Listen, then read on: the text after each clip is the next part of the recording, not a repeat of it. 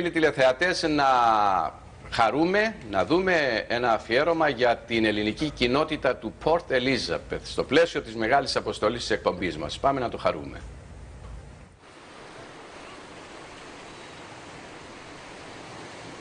Η μικρή ελληνική κοινότητα του Port Elizabeth, στο νοτιότερο σχεδόν άκρο της ανατολικής ακτής του Ινδικού ωκεανού, είναι μια όαση ελληνικής και ορθόδοξης παρουσίας.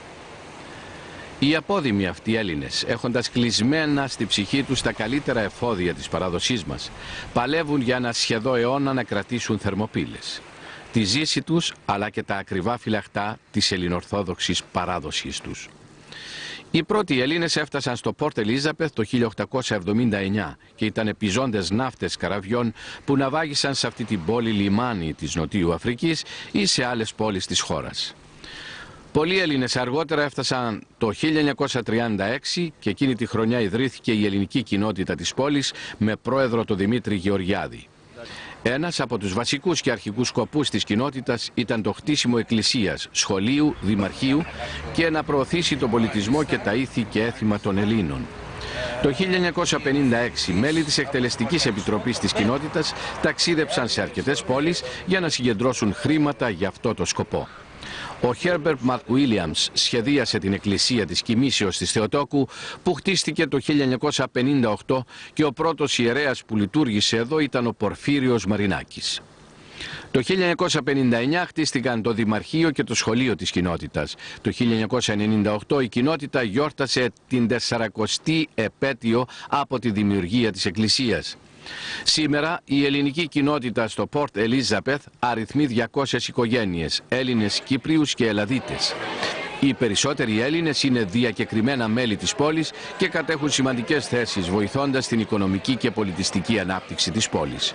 Τους συναντήσαμε στο οίκημα της κοινότητας, όπου είχαν την καθιερωμένη του συνάντηση, την οποία σήμερα προσάρμοσαν ειδικά για το γεγονός της δικής μας επίσκεψης. Απόψε έχουμε κοντά μας από την μακρινή, πανέμορφη Κύπρο 4 αδέλφια μας που ήρθαν εδώ να μας δούνε, να μας αφουγκραστούνε, να ακούσουν τα προβλήματά μας, να ακούσουν τις αγωνίες μας και να τις μεταφέρουν στην πατρίδα μας, στην Κύπρο. Τους ευχόμαστε το καλώς ορίσατε, καλή διαμονή και εύχομαι η παραμονή σας στο Port Elizabeth να είναι καρποφόρα και να αποδώσει καρπούς και για μας εδώ βέβαια, αλλά περισσότερο για τους αδελφούς μας στην Κύπρο. Και μια ευχή ήθελα να κάνω, εύχομαι γρήγορα, όσο το δυνατόν πιο γρήγορα, με τη βοήθεια του Θεού, η Κύπρος μας να βρει το δίκιο της. Οι μεγάλοι της γης να κοιτάξουν και την Κύπρο, όχι μόνο κάποιους άλλους, με δικαιοσύνη και πραγματικά με αίσθημα που μας έχει πληγώσει όλους, να μην μπορούμε να βρούμε το δίκιο μας. Η παρουσία σας σήμερα μας γεμίζει χαρά και ενθουσιασμό.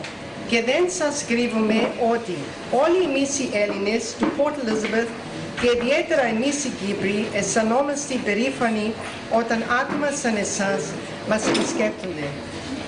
Μπορεί να ζούμε χιλιάδες χιλιόμετρα μακριά, αλλά η καρδιά μας και η σκέψη μας βρίσκονται πάντοτε εκεί, στο μαρτυρικό μας νησί, και ζούμε κι εμείς νεωρά κάθε ώρα και κάθε λεπτό το δράμα του κυπριακού λαού. Και καρτερούμε και προσευχόμαστε για να δούμε το ήλιο της δικαιοσύνης να υψωθεί και πάλι, περήφανος και λαμπρός επάνω στους κυπριακούς ορίζοντες. Αντί να μιλάμε από το στούντιο και να στέλνουμε χαιρετίσματα, σας τα φέρνουμε ζωντανά τα χαιρετίσματα και παίρνουμε ακριβώς όπως εύστοχα είπε ο πατήρ Γεώργιος, τους κραδασμούς. Πήραμε και τους κραδασμούς αυτής της μεταβατικής περίοδου και οι ευχές μας και μάλλον η πεποίθησή μας είναι ότι χρειάζεται χρόνος, αλλά όλα θα πάνε σε καλούς δρόμους, κατευθύνσεις, υπάρχουν σοφοί άνθρωποι. Απλώς πρέπει κάποια υπομονή. Όμως ο ελληνισμός, για να ξέρετε, δεν φοβάται για όλα αυτά. Ο ελληνισμός είναι οικουμενική υπόθεση. Και η ελληνική γλώσσα είναι οικουμενική υπόθεση. Δεν είναι μόνο η γλώσσα των Ελλήνων, είναι η γλώσσα της οικουμένης. Εκεί γεννήθηκε και πλάστη. Έτσι είναι Οδυσσής. Και αναζητούν και οι Ιθάκοι μάλλον είναι, την κουβαλάνε. Είτε λέγεται Λυσσός, είτε λέγεται Περιστερώνα, είτε λέγεται Νατά, είτε λέγεται Λευκοσία, γενικώς, έτσι, είτε λέγεται Μυτιλήνη, Χίος, Αθήνα, Θεσσαλονίκη, είναι οικουμενική υπόθεση. Ανεξάρτητα δηλαδή από τον πολιτιακό διακανονισμό, ο ελληνισμός δρά, λειτουργεί και δίνει το μήνυμα της έννοιας πόλεως, πολίτης, πολιτισμός. Πατέρα Γεώργιε, την ευχή σας και σας ευχαριστούμε που ανταποκριθήκατε στο κάλεσμα να μιλήσετε στην εκπομπή Κυπρίων Νόστης. Εμείς σας ευχαριστούμε και θα ήθελα με τις ευχαριστίες μου να στείλω και ένα εγκάρδιο χαιρετισμό στους αδελφούς Κυπρίους, όχι μόνο από μένα αλλά και από όλους τους Έλληνες του Πόρτ Ελίζαμπεθ, από εδώ από την εσχατιά της Αφρικής, και ευχόμαστε μέσα από την καρδιά μας γρήγορα να επικρατήσει το δίκαιο για το κυπριακό μας ζήτημα. Αυτό το εισπράττουμε και σας ευχαριστούμε και θα το μεταλαμπαδέψουμε και θα το περάσουμε και μέσα από την εκπομπή αλλά και σε κάθε γωνιά που πάμε. Αυτό εισπράττουμε και αυτό δίνουμε.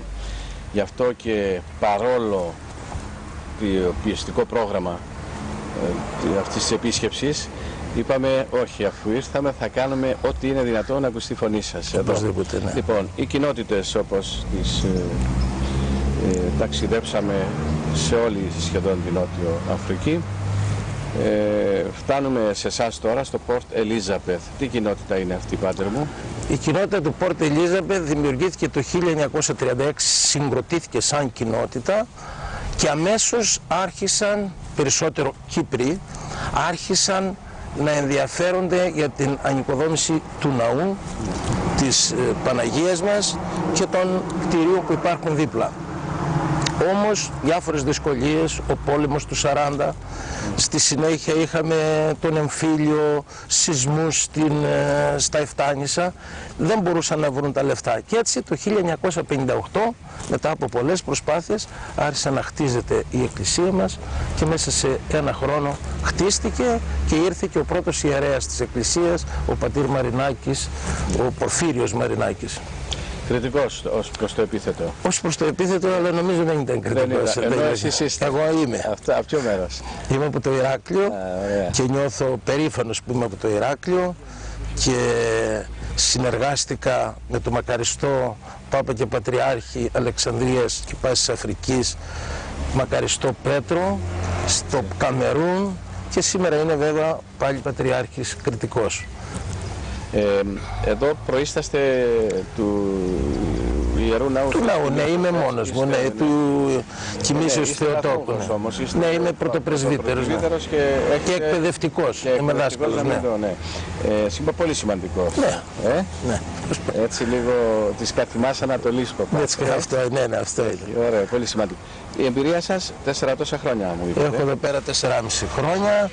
Η κοινότητα είναι δεμένη, αν και υπήρξαν κάποια προβλήματα κατά καιρούς. Σήμερα δεν υπάρχει Έλληνας, μάλλον Ελλαδίτης και Κύπριος, είμαστε όλοι ένα. Ωραία, και θα το δείτε και απόψε, είμαστε όλοι αγαπημένοι, ευλαβείς, έχουμε αρκετό κόσμο στην εκκλησία, φροντίζουν την εκκλησία, φροντίζουν, ας το πούμε, τα πάντα εδώ πέρα, και πιστεύω ότι θα προχωρήσουμε και στο μέλλον καλύτερα, αν και υπάρχουν τα σύννεφα τα οποία της μεταβατικής περίοδου μας προβληματίζουν. Σας προβληματίζουν λοιπόν, Δεν βλέπετε, θέλει δουλειά πολύ? Θέλει δουλειά πολύ, γιατί πρέπει και οι λευκοί να αλλάξουν. Αλλά πρέπει και οι μαύροι. Αυτό που λέτε. Αλλά πρέπει και οι μαύροι. Δηλαδή, ενώ παλιότερα υπήρχε ένα apartheid των λευκών εναντίον των μαύρων, σήμερα υπάρχει το μαύρο εναντίον των λευκών. Δηλαδή πρέπει να βρούνε τη μέση οδό. Όταν βρούνε τη μέση οδό, διαφαίνεται ίσως, δεν υπάρχει, δεν είναι γενίκευση αυτή. Να μην φτάσει σε αυτό. Να μην φτάσουμε, ναι. Τώρα, η δικιά μας εμπειρία σε όλη αυτή τη διαδρομή, σε όλο αυτό το μεγάλο οδηπορικό αυτές όλες τις μέρες που ξεκίνησε από το Johannesburg και πήγε στο Durban, πώς το λέτε, East London και εδώ. Καθημερινά μια νέα εμπειρία. Εδώ διαφοροποιείται αισθητά, ας πούμε. Υπάρχουν λες και είναι άλλη χώρα. Είναι αλήθεια αυτό? Έτσι. Τι φταίει, μάλλον σε τι οφείλεται? Δεν φταίει τίποτα. Δεν ξέρω. Ίσως η θάλασσα η πιο... Εδώ ναι. Μου θυμίζει, όπως διαβάζουμε, την αρχαία Ελλάδα. Ναι. Που κάθε πόλη ήταν και ένα κράτος. Έτσι και εδώ η Νότιος Αφρική, ναι. Κάθε πόλη είναι και κάποιος διαφορετικός πολιτισμός. Μάλιστα. Κάποια διαφορετική νοοτροπία. Ναι. Άλλο στο East London, άλλο στο Port Elizabeth, άλλο στο Cape Town, άλλο στο... Πολύ όμορφα. Δηλαδή διαφορετική νοοτροπία. Η πλειοψηφία που κυβερνά πια με δημοκρατικότατο τρόπο και με το Σύνταγμα θα διανύσει και μια πορεία ως στίχημα. Αν συμφωνείτε, είστε αισιόδοξοι να το κερδίσει? Και είναι το στίχημα, σε αυτά που είπατε, εντάσσονται ως βασικά στοιχεία αυτού του στοιχήματος. Πάντως, εμένα επιθυμία μου είναι να το κερδίσει. Γιατί θα μας δώσουν σε εμάς τους λευκούς, τους μορφωμένους που λένε κάποιοι μαύροι, Ευρωπαίους, Αμερικάνους κλπ, ένα μεγάλο μάθημα. Ότι μια χώρα που ξεκίνησε, που είχε ένα τρομερό apartheid, το οποίο εμείς δεν μπορούμε καν να το καταλάβουμε, να το διανοηθούμε, μας δίνει το δρόμο πώς μπορούν δύο φυλές, δύο λαοί, δύο διαφορετικές κουλτούρες να συμφιλιωθούν και να πορευτούν μαζί στο μέλλον. Πολύ όμορφο και δυνατό το μήνυμά σας. Και έναν καταληκτικό λόγο, πάτερ μου. Εμείς, ξέρετε, η ψυχή μας, η καρδιά μας, ο νους μας είναι στον ελληνισμό. Και βέβαια στον ελληνισμό που υποφέρει. Και αυτός είναι ο Κυπριακός Ελληνισμός. Όπως είπα και στην αρχή, θέλω ξανά να στείλω ένα μήνυμα και να παρακαλέσω την Παναγία που είναι δίπλα μας να φωτίσει αυτούς τους ανθρώπους, να μην κάνουν τίποτα άλλο παρά μόνο να δώσουν το δίκιο στην Κυπριακό λαό.